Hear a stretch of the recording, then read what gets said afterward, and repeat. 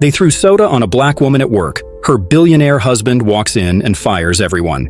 Let me ask you something real quick. Have you ever had one of those days where life just feels heavy, but you smile anyway?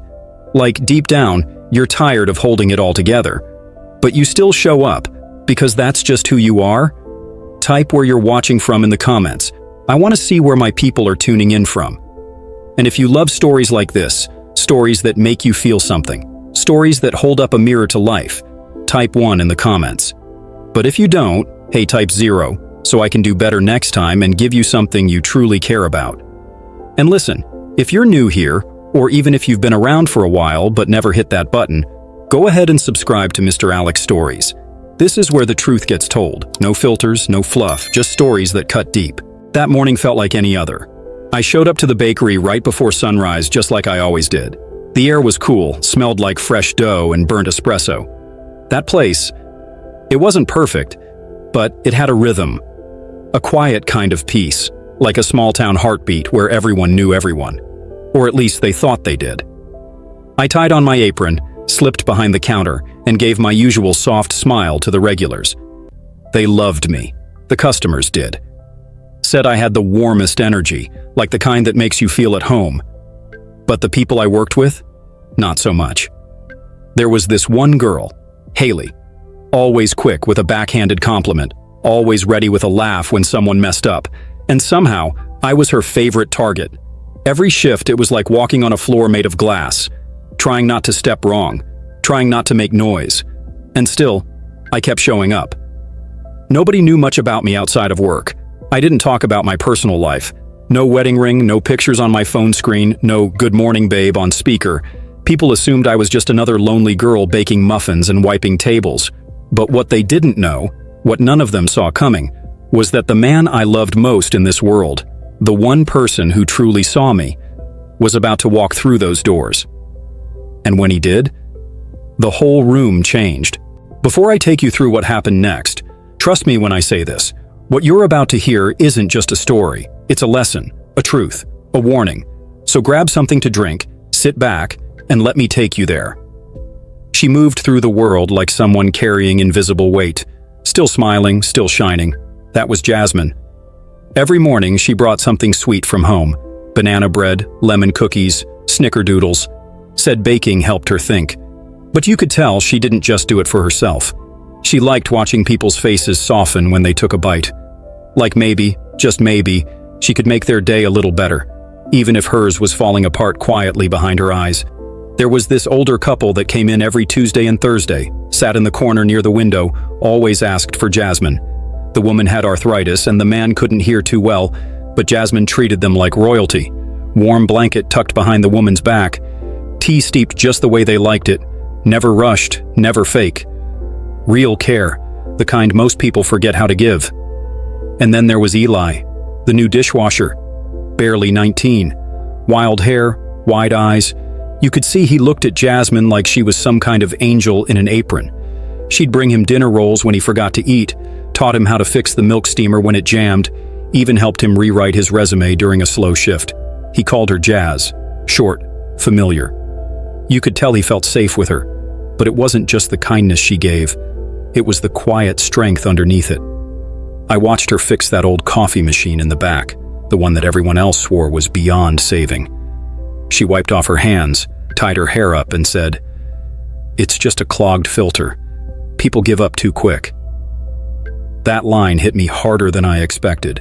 She worked doubles when others called out, swapped shifts without complaining, picked up trash that wasn't hers, and never once made a scene when Haley made her little comments. You know the type, sugar-coated sarcasm. "Oh wow, Jasmine, you actually got the order right today." All teeth, no soul. And still, Jasmine would smile. Not that forced, fake smile. No, hers was tired, but graceful. Like she knew exactly who she was and didn't need to prove anything to anybody. One time, during the rush, she stepped into the back cooler for a second. I followed to grab a carton of oat milk, and just before I opened the door, I heard her whisper, "Hey babe." "Yeah, I'm okay. Just a long day." Her voice was soft, different. Not the voice she used out front. It was the kind you save for someone special, someone who knows you beneath the layers. I didn't hear anything else.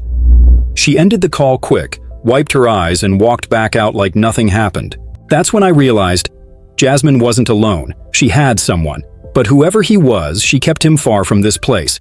Far from the whispers, the eye rolls, the fake smiles. Maybe she thought they wouldn't understand. Or maybe she was protecting something sacred. At that moment, I knew there was more to her story. And something told me that babe she whispered to. He wasn't just anybody. He was the beginning. And the storm that was quietly waiting to break. It was probably nothing. Maybe I was being too sensitive, but every laugh behind my back felt louder this week. The kind of laugh that doesn't need words, just glances, shared smirks. That low, knowing chuckle people do when they think you can't hear them, or worse, when they know you can. It started small, like it always does. Monday morning, Haley was pouring coffee behind the counter. I reached across to grab a clean cup, and suddenly, the pot slipped from her hand. Hot coffee splashed across the floor, right near my shoes. Close enough to burn, but not quite. "Oh my gosh, Jasmine, I'm so sorry," she said, blinking way too fast. "Total accident." I forced a smile. "It's okay." She tilted her head, all fake concern.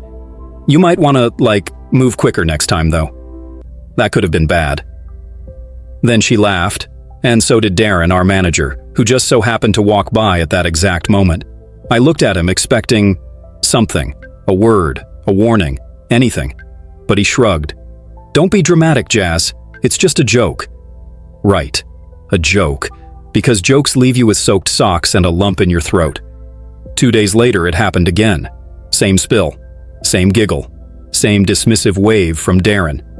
That time, I didn't smile. Something inside me cracked. Not loud, not messy. Just a small, quiet fracture. The kind only you can hear. All week, customers kept complimenting me. "Your energy is so calming. You're the only reason we come here. You have such a gentle spirit." But the second I walked through that swinging kitchen door, I wasn't Jasmine the warm-hearted server anymore. I was Jasmine the punchline, the shadow, the easy target. Haley would leave the dirty mugs stacked in my section. Forget to tell me when orders were up. Roll her eyes when I offered to help. And every time I looked at Darren for backup, all I got was that same tired half smile. Like he'd made peace with the fact that this place wasn't fair, and I should too. I didn't speak up. Not really. Not yet. But that night, when the sun was just barely dipping behind the rooftops and the last customers were walking out with to-go cups in hand, I pulled out my phone. My thumbs hovered over the screen for a long moment before I typed, "I'm okay, just tired of pretending." I stared at those words for a few seconds, then hit send. To him, my husband, the one they didn't know about, the one they wouldn't believe if they saw. I waited for a reply. None came right away, but I wasn't surprised. He was busy, always was. Still, I held the phone a little longer than I needed to, like maybe the warmth from it would travel through the screen and find him, wherever he was. That night, as I walked home, the streetlights buzzed above me, and the breeze felt colder than usual, and I couldn't shake the feeling that something was building, not outside, but inside me. Something I couldn't name yet, a question I didn't want to ask, and an answer I might not be ready for. There was a silence inside me louder than any scream. I wasn't angry. I was done. It started with the rain. Not the gentle kind. The kind that pounds against the windows like it's trying to come inside. Cold, steady, unrelenting. The kind of rain that turns sidewalks into rivers and makes the sky feel like it's collapsing. It was one of those afternoons where everything feels slower, grayer. Even the regular noise of the cafe seemed muffled under the weight of the storm. I was wiping down tables by the window, my apron already damp from the humidity, and I just stood there for a second, watching the water slide down the glass in long, jagged lines. One drop would race ahead, and the rest would follow, like they knew where to go. Outside, people were rushing past with umbrellas and jackets pulled over their heads, but inside, everything was still. I wasn't trying to make a moment of it. I wasn't feeling poetic. I was just tired. Tired of pretending I didn't hear the whispers. Tired of being so kind it hurt. Tired of being invisible unless someone needed something. Then it happened. Again. A white couple in their 60s sat near the front, browsing the menu. I approached with a smile, same way I always did. "Hi there. Welcome in. Are you ready to order?" The man looked at me, then at his wife, then back at me, and without saying a word, they stood up. Slowly, quietly, like I wasn't even worth a response. They left their menus on the table and walked out into the rain. No complaint, no words, just gone. Behind me, I heard it, that click of a tongue, that breathy, smug sound only one person in that building made. Haley. She didn't even try to hide it. Just sipped her latte, leaned back on the counter and said under her breath, "Some people just have standards?" Another coworker laughed like they didn't know what they were laughing at, just that they were supposed to. I didn't say a word. I turned away, finished wiping the table, pretended my hands weren't shaking. Then, not 5 minutes later, the final blow came. We were restocking near the back fridge. I was organizing cups, minding my business, when Haley walked in, talking loud and laughing about something on her phone. She had a cold can of soda in her hand, already opened, fizzing softly. "You know what Jasmine needs?" she said, waving the can in the air. "A little refreshment." And before I could turn around, pshh, she squeezed the can. The soda burst out in a sharp hiss, straight onto my apron, splattering my shirt and soaking my arms. It was cold, sticky, sharp-smelling.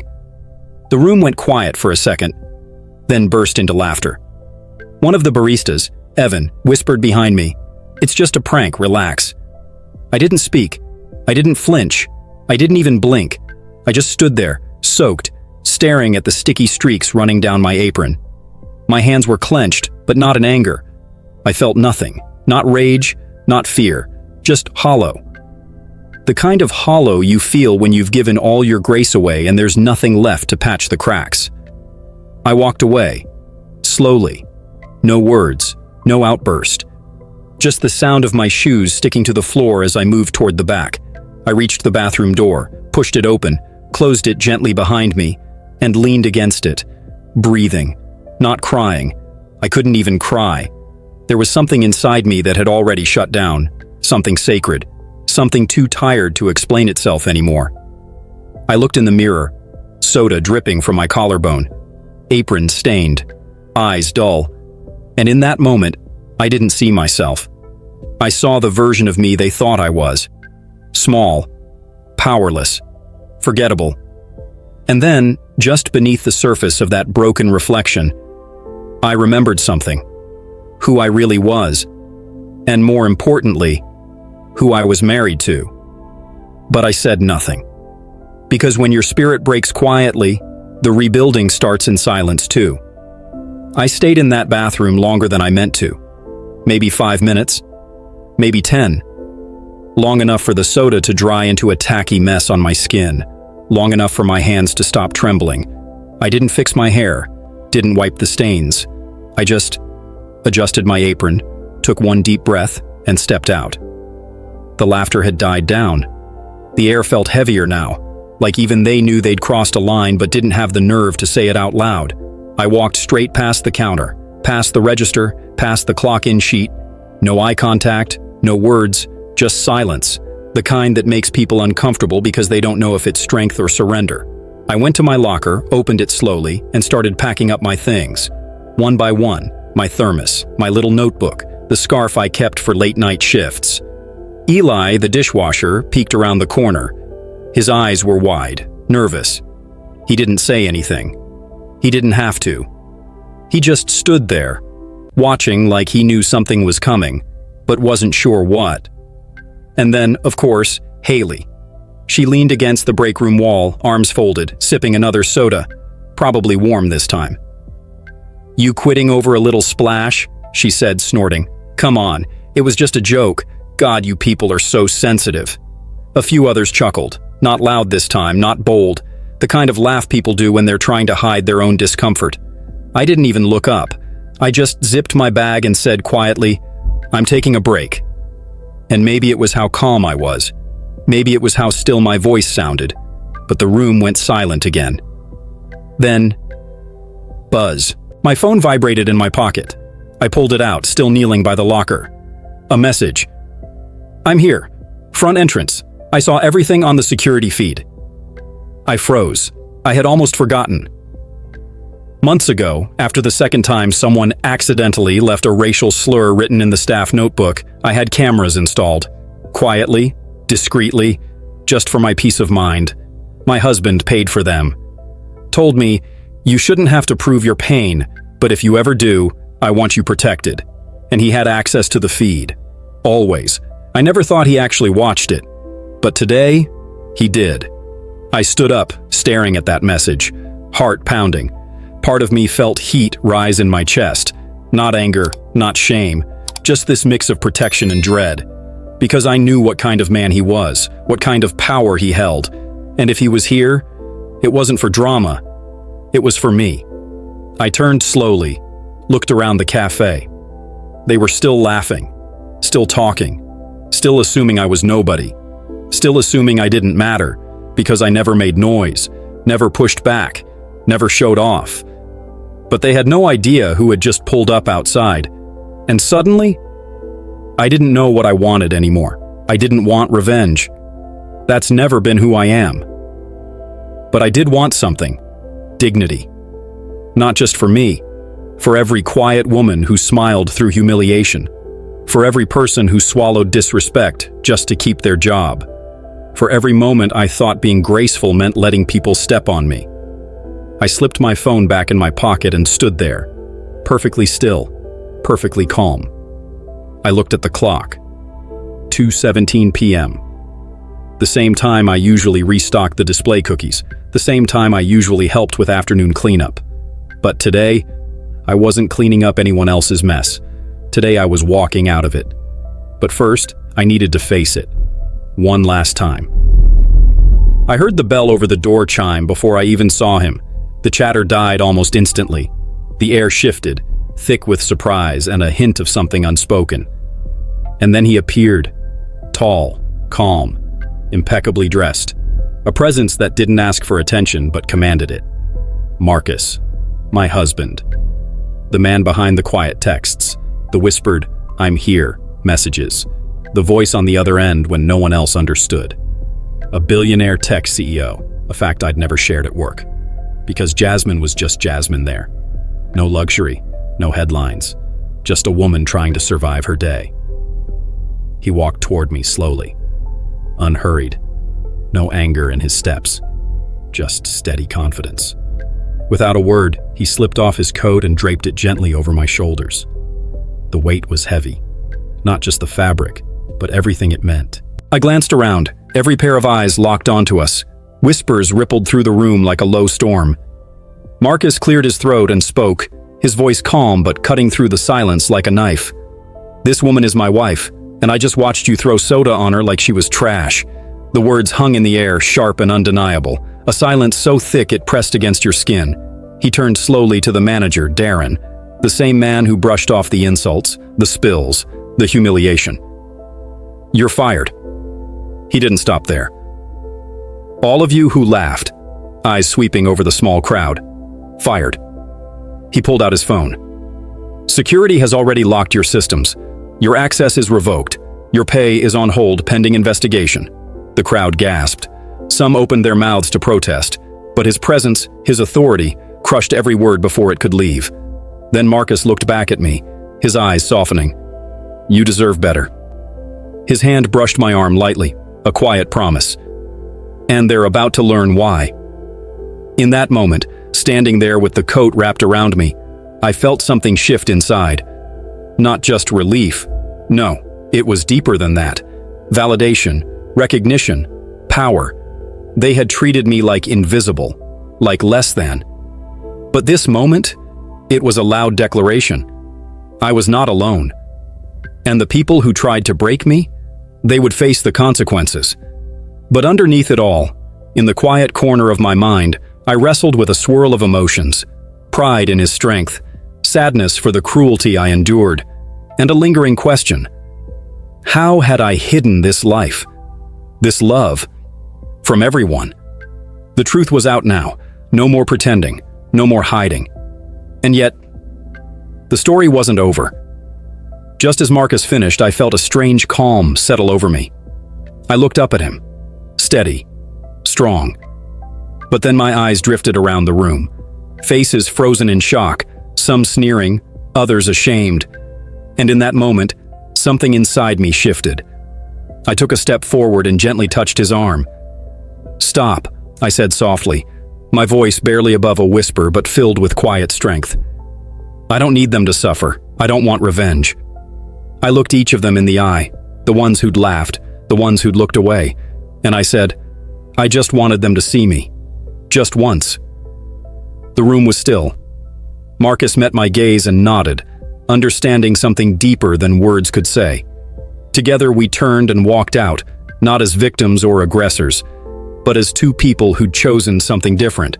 Outside, the rain had stopped. The wet streets shimmered under the soft glow of the streetlights. Before we even reached the car, flashes popped, cameras flashing wildly. Paparazzi, dozens of them. Marcus stepped in front of me, shielding me with his broad frame. But here's the twist.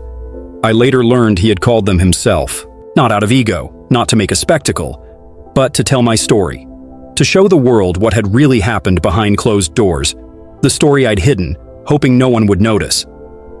I took a deep breath, feeling the cool night air fill my lungs. The storm inside me, the hurt, the anger, the loneliness, began to quiet. I didn't ask to be rescued. I never wanted pity or headlines. But being truly seen, being loved out loud, without shame or fear, that changed everything. For the first time in a long time, I felt peace. And I knew, whatever came next, I was ready. A few days later, after the storm had passed and the headlines faded, my phone buzzed with a message. It was from Eli, the dishwasher who'd always looked up to me like a sister. His words were simple but heavy. I didn't laugh. I was scared. "I'm sorry. You deserved better." I stared at the screen for a long moment. No grand apologies, no excuses, just honesty. I typed back slowly. "Thank you. You still can be better." Because sometimes, the hardest part isn't standing up for yourself. It's hoping the people around you grow. That message? It was both closure and a quiet reminder. Not everyone who's silent is on your side, but sometimes the ones who hurt you can still change, and so can we. Sometimes the world tries to make you small. It whispers in your ear that you don't belong, that your pain isn't worth hearing, that your worth is less than what you feel inside. It pushes you to shrink, to hide your story, your heart, your truth, until one day, someone or something reminds you of your true size, the real depth of your courage and your value. I've spent so long wondering, was I wrong for staying silent? For biting my tongue when it hurt the most? For pretending everything was fine when inside I was breaking? Or maybe, just maybe, it was human to hold on to hope. Hope that someday, somehow, those who ignored me, who laughed behind my back, who treated me like I was less than, would finally see me, really see me. It's a question without a clear answer. Because life doesn't give us neat endings or perfect resolutions. It gives us messy, complicated feelings, tangled loyalties, and hard choices. And that's the part we don't talk about enough. The part where strength isn't just about fighting back. Sometimes it's about knowing when to walk away, when to protect your peace rather than prove a point. So, here's what I want to know from you. If you were in Jasmine's shoes, working hard, giving your best, carrying invisible wounds, and then being humiliated in front of everyone you knew, what would you do? Would you keep your head down and walk away quietly, trying to preserve your dignity in silence?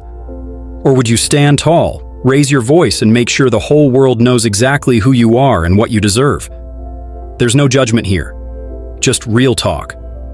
Because every choice carries its own kind of pain and strength. I want you to share your thoughts. Drop them in the comments below. I read every single one. Your voice matters. Your story matters. If this story touched something deep inside you, whether it made you angry, hopeful, sad, or inspired, please don't forget to like this video, leave a comment, and subscribe to Mr. Alex Stories. This channel is a place where true strength, heartbreak, justice, and real human stories come alive. Stories that don't shy away from the hard truths, but hold space for healing and growth. Thank you for listening. Thank you for being here. Until next time, take care of yourself. And remember, your story matters more than you know.